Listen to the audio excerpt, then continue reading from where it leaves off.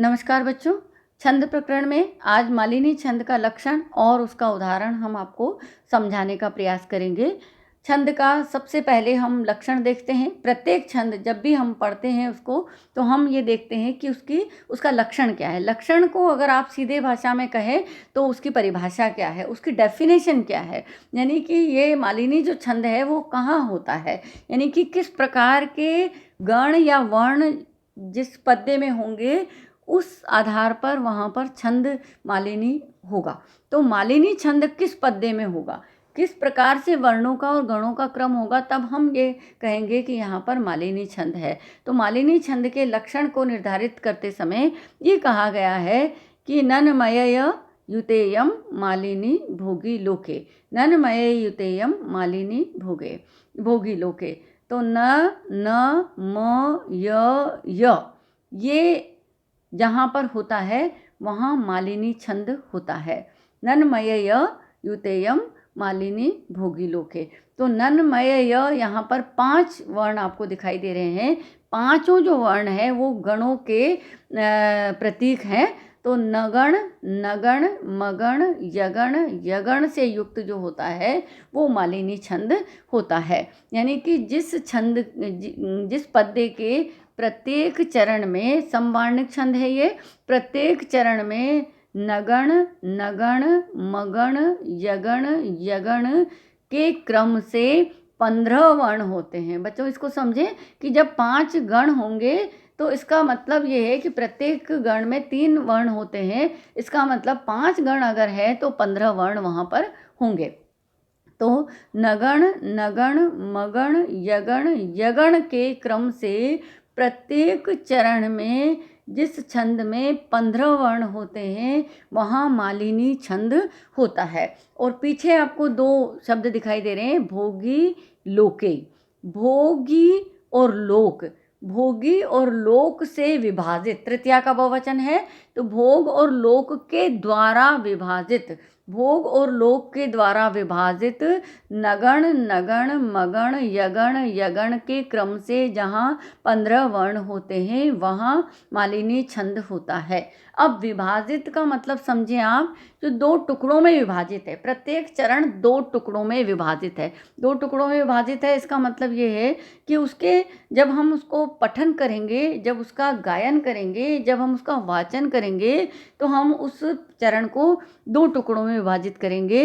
यानी कि एक खंड उसका उच्चारण करेंगे, फिर हम रुकेंगे, विश्राम लेंगे और उसके बाद अगला जो खंड है उसका चरण का, उसका विभाजन करेंगे। यानी कि वो जो चरण है 2 भागों में विभाजित होगा। यानी कि हम एक जगह ऐसी आएगी जहाँ पर विश्राम करेंगे, यति लेंगे, वहाँ पर उसकी गति को रोकेंगे और सांस लेंगे और उसके बाद फिर उसका उच्चारण करेंगे। तो ये जो होता है इसको हम छंद में कहते हैं यति। यति का मतलब है विश्राम। यानी कि जब आप उसका वाचन करेंगे तो वहाँ पर आपको सांस लेनी है, वहाँ पर आपको रुकना है और फिर उसके बाद अगले का उच्चारण करना है। तो प्रत्येक छंद जो है वो गेय है। तो हम जब उसका वाचन और गायन करते हैं तो हमें वहाँ सांस लेने की आवश्यकता है। जहाँ सांस लेने की आवश्यकता है वहाँ पर जो है वो यति होती है। तो इसको अगर हम इस तरीके से वाचन करते हैं ननमय युतेयम मालिनी भोगी लोके, तो यहाँ हमको रुकना होता है। ननमय युतेयम यहाँ रुकना है और मालिनी भोगी लोके, फिर इसको पूरा करना है। तो अब भोगी और लोक, इसको आप समझें। भोगी जो है वो सर्प को कहा गया है यहाँ पर। तो जो है भोगी जो है वो सर्प 8 है, क्योंकि कहा जाता है कि जो कद्रु है उनके जो पुत्र थे 8, जो सर्प योनि के वो 8 थे, जिसमें जो है वासुकी आदि जो है, शेषनाग जो है वो प्रथम पुत्र थे उनके, और वासुकी आदि जो है, तक्षक, ये सब जो है उनके 8 पुत्र थे। इनकी संख्या 8 है। इसलिए संस्कृत में एक प्रचलन है कि संख्यावाची शब्दों के स्थान पर जो उनके प्रतीक हैं उनका प्रयोग किया जाता है। तो जैसे भोगी कहा, इसका मतलब हमें समझना है कि भोगी कितने होते हैं, 8। तो भोगी का मतलब है 8। और लोक कहा तो लोकों की संख्या कितनी है, 7। तो चूंकि लोकों की संख्या 7 है, तो जब भी लोक का शब्द का प्रयोग किया जाएगा तो वहाँ इसका मतलब हमको समझना है कि 7। तो संख्यावाची शब्दों के लिए वहाँ प्रतीक चिन्हों का प्रयोग किया गया है। जैसे अगर कहीं पर सूर्य कहा जाए इसका मतलब 1, जहाँ पर चंद्रमा कहा जाए तो इसका मतलब 1, तो रस कहा जाए तो इसका मतलब है कि 6, और समुद्र कहा जाए तो इसका मतलब है 4। तो जो प्रतीक हैं उनको जो है अश्व कहा जाए तो 7। इस तरीके से जो प्रतीक हैं उनको संख्यावाची शब्दों के रूप में प्रयोग संस्कृत में करने की परंपरा रही है शास्त्रीय ग्रंथों में। तो यहाँ पर जब भोगी और लोके कहा तो इसका मतलब है कि भोग और लोक के द्वारा विभाजित, यानी कि भोग और लोक 2 भागों में विभाजित होगा। भोग 8 है और लोक 7 है, तो 8 और 7 में विभाजित होगा। इसका मतलब है कि 8 और 7 के 2 खंड वहाँ पर होंगे। इसका तात्पर्य यह है कि पहले 8 वर्णों का उच्चारण होगा, उसके बाद 7 वर्णों का उच्चारण होगा। इसका तात्पर्य यह है कि पहले आपको 8 पर रुकना होगा, इसके बाद 7 पर रुकना होगा। तो जब आप उसका उच्चारण करेंगे तो 8 वर्णों के बाद यति है और उसके बाद 7 वर्णों के बाद फिर यति है। फिर अगले चरण का उच्चारण करेंगे, फिर 8 पर रुकेंगे, फिर 7 पर रुकेंगे, फिर 8 पर रुकेंगे, फिर 7 पर रुकेंगे, फिर 8 पर रुकेंगे और फिर 7 पर रुकेंगे। इस प्रकार से चारों चरणों का जो है वो आप उच्चारण करेंगे और इस तरीके से जो है वो आप गण का निर्धारण करेंगे कि आप जो है 15 वर्ण होंगे, 15 में से आप 8 पर रुकेंगे, फिर 7 पर रुकेंगे। वर्ण जो है वो नगण होगा, पहले गण, फिर नगण होगा, फिर मगण होगा, फिर यगण होगा, फिर यगण होगा। तो वहाँ पर जो है वो मालिनी छंद होगा। तो चूँकि हमें ये निर्देश किया गया है कि अभिज्ञान शाकुंतल के छंद आपके पाठ्यक्रम में हैं, तो हम सारे जो उदाहरण हैं वो अभिज्ञान शाकुंतल के देखेंगे। ये जो पद्य आप देख रहे हैं ये अभिज्ञान शाकुंतल का पद्य है, जिसमें शकुंतला के सौंदर्य का वर्णन किया गया है कि शकुंतला का सौंदर्य किस प्रकार का है। तो जो है जो सुंदर वस्तुएं होती हैं वो उनके लिए जो भी होती है वस्तु वो उनका अलंकरण ही बन जाती है, इनके सौंदर्य में ही जो है वो वृद्धि करती है। तो शकुंतला कुछ भी पहने वो जो है वो सुंदर ही लगती है। ये बात इस पद्य में कही गई है कि सरसिजम अनुविद्धम सेविलेनापि रम्यम मलिनमपि हिमांशोर लक्ष्म लक्ष्मीं तनोति इयम अधिक मनुज्ञा वल्कलेनपि तन्वी किमिव हि मधुराणां मंडनम नाकृतीनाम। तो सरसिजम अनुविद्धम कि सेविलेनापि रम्यम, यानी यहाँ कह रहे हैं कि सरसिजम जो कमल होता है वो सेवलेन यानी कवक से, काई से, अनुविद्धम विद्ध होने पर भी, लगा हुआ होने पर भी, रम्यम सुंदर लगता है। यानी कमल में यदि काई लग जाती है तो भी कमल जो है वो सुंदर लगता है। मलिनम अपि हिमांशोर लक्ष्म लक्ष्मीं तनोति, यानी हिमांशु जो चंद्रमा का जो लक्ष्म यानी जो चिन्ह है वो मलिनम काला होते हुए भी लक्ष्मीं तनोति उसकी शोभा को बढ़ाता है। कि चंद्रमा का जो लक्ष्म यानी उसमें जो कलंक है, जो दाग है, वो काला होते हुए भी चंद्रमा की शोभा को बढ़ाता है। और इयम अधिक मनोज्ञा, ये बहुत सुंदर, अधिक सुंदर लग रही है। वल्कलेन अपि, वल्कल वस्त्र से भी, तन्वी, ये तनुअंगी जो शकुंतला है, जो कन्या है, ये वल्कल वस्त्रों में भी सुंदर लग रही है। उसने कोई बहुत सुंदर, कोई राजसी वैभवशाली पोशाक नहीं पहनी हुई है, उसने वल्कल वस्त्र पहने हुए हैं, परंतु फिर भी वो सुंदर लग रही है। तो नीचे अर्थांतर न्यास अलंकार है यहाँ पर चूँकि, तो ये कह रहे हैं ही क्योंकि मधुराणाम आकृति नाम किमिव ना मंडनम। तो मधुर आकृति के लिए क्या आभूषण नहीं होता, यानी मधुर आकृति में जो भी होगा वो उसका आभूषण ही होगा।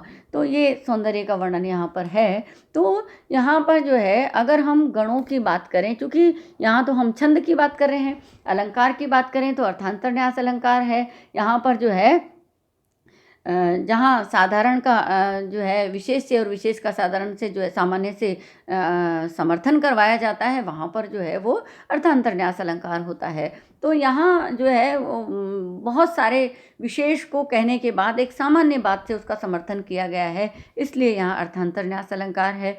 पर चूंकि हम इस प्रकरण में छंद निर्धारण कर रहे हैं तो हम लोग छंद की बात पर आते हैं कि छंद जो है जहाँ नगण, नगण, मगण, यगण, यगण होता है क्रम से, वहाँ पर मालिनी छंद होता है, और 8 और 7 पर जो है वहाँ यति होती है तो मालिनी छंद होता है। प्रत्येक चरण में 15 वर्ण होते हैं मालिनी छंद में। तो यहाँ हम एक पंक्ति में जो है आपको मात्रा लगा करके बताएंगे। देखिए आप, अंतिम पंक्ति में मैं मात्राएं लगाने का प्रयास कर रही हूँ कि देखें, किमीव, तो की छोटी की मात्रा है, ये लघु मात्रा लगेगी तो ये लघु है। म में छोटी की मात्रा है तो लघु मात्रा लगेगी, यहाँ पर लघु है। व जो है वो लघु मात्रा वाला है, इसलिए यहाँ पर जो है वो लघु मात्रा लगेगी। तो यहाँ 3 नगण है, इसलिए एक गण बन गया है नगण, क्योंकि हमने वहाँ पर जो है म त्रिगुरु त्रिलघुर नकारो, यहाँ ऐसा कहा कि तीनों लघु जब आएंगे तो नगण आएगा। तो किमीव का एक गण है और ये नगण है। फिर उसके बाद ही लघु है, म लघु है, और ध में छोटे यू की मात्रा है तो वो लघु है। तो फिर त्रिलघु नकार है, तो फिर से नगण है। इसके बाद रा जो है वो दीर्घ है, इसलिए वहाँ गुरु है। णा में जो है वो दीर्घ भी है और उसमें अनुस्वार भी लगा हुआ है, इसलिए गुरु है। म में अनुस्वार लगा हुआ है, इसलिए गुरु है।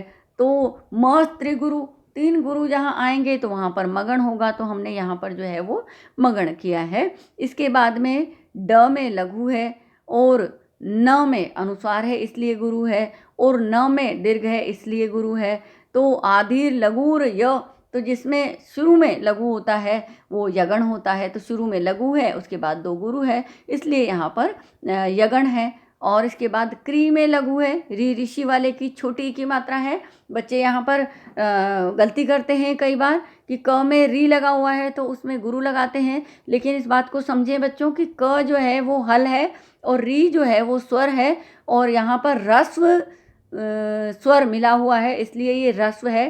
क्योंकि जो री है वो भी रस्व और दीर्घ होता है। तो एक मात्रिक जो री है जिसमें एक नीचे लगा हुआ है ये रस्व है, जब 2 लगा हुआ होता है तो ये दीर्घ होता है। तो जब किसी हल में ये नीचे री ऋषि का आदि का चिन्ह होगा तो आप वहाँ लघु लगाएंगे, जब ये 2 होंगे तो वहाँ पर आप गुरु लगाएंगे। तो चूंकि यहाँ पर 1 लगा हुआ है इसलिए ये रस्व री ऋषि वाले की मात्रा यहाँ पर है क हल में, इसलिए यहाँ लघु है। और त जो व्यंजन है उसमें बड़ी दीर्घ ई है, इसलिए ये दीर्घ है, गुरु है। और ना में वैसे भी गुरु है क्योंकि बड़ी मात्रा है, दीर्घ है और अनुस्वार लगा हुआ है, इसलिए भी ये गुरु है।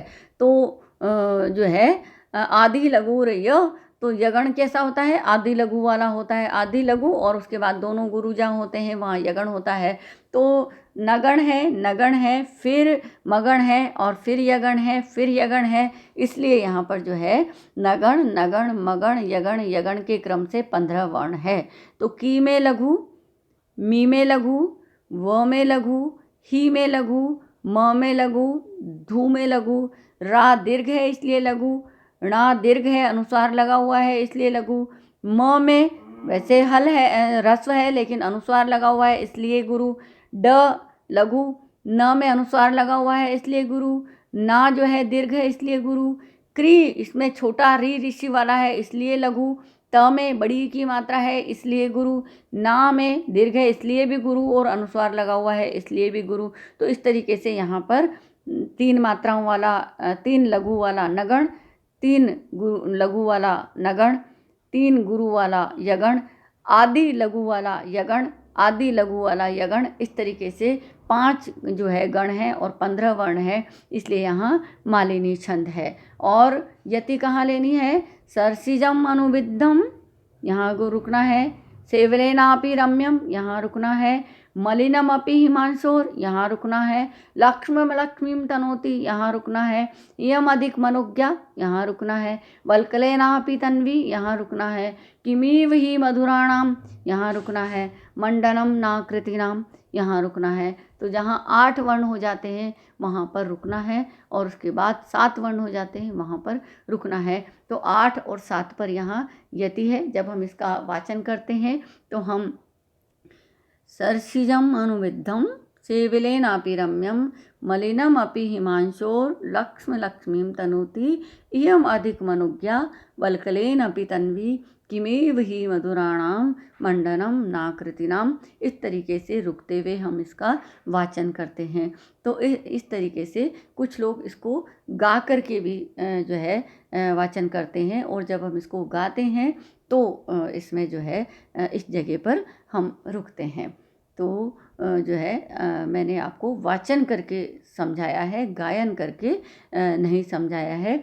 किसी व्याख्यान में अवसर के साथ हम सारे छंदों की राग के ऊपर भी बात करेंगे। तो आज के लिए हमने मालिनी छंद को पढ़ा, आज के लिए इतना ही।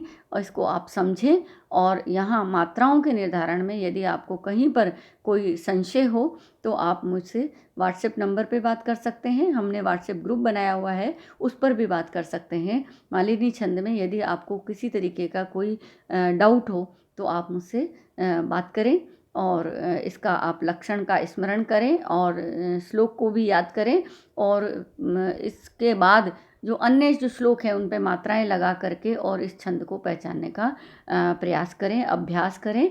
आज के लिए इतना ही। धन्यवाद।